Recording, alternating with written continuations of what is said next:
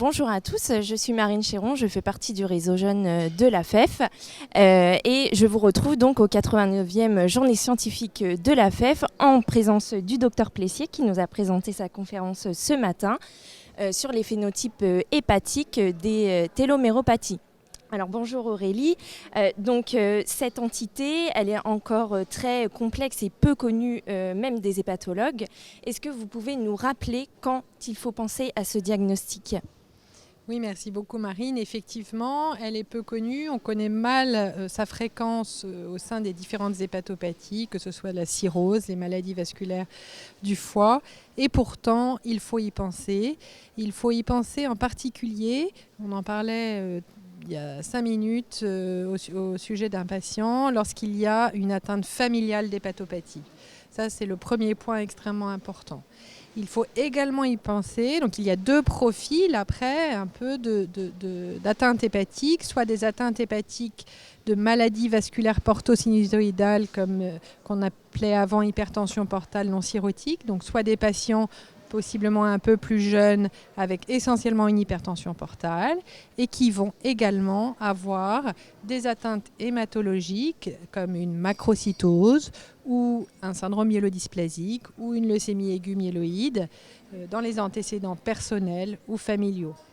De même, l'atteinte cutanée avec des anomalies de la pigmentation de la peau ou des ongles ou des anomalies des muqueuses sont très caractéristiques de ces atteintes des fibroblastes qui peuvent être associées dans les téloméropathies. Enfin, les atteintes pulmonaires, avec la fibrose pulmonaire en particulier en chef de ligne, doit absolument faire penser à une téloméropathie chez un patient qui a une atteinte hépatique. Également, l'autre situation, ce sont des patients qui ont une cirrhose, même avec une cause de cirrhose, mais à un âge étonnamment jeune. Très bien, merci. Alors du coup, en pratique, quand on suspecte ce diagnostic chez l'un de nos patients, qu'est-ce qu'on fait ? Est-ce qu'on lance les analyses génétiques de notre côté ? Est-ce qu'on vous l'adresse en centre expert ?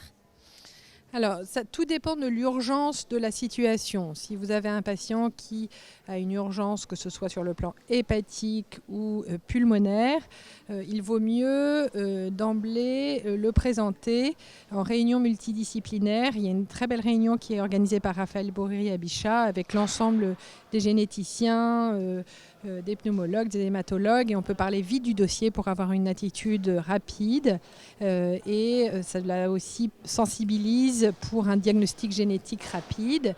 Il faut envoyer effectivement la recherche des mutations des gènes des télomérases. Alors je crois qu'il y a assez peu de laboratoires en France, en tout cas il y a le laboratoire de Bichat chez Caroline Canangien-C, et il faut également tenter de mesurer la longueur des télomères, puisque vous avez compris que la longueur des télomères est raccourcie dans cette pathologie. Très bien. Eh bien, écoutez, merci beaucoup Aurélie. Bonne journée, bonne fin de congrès à tous.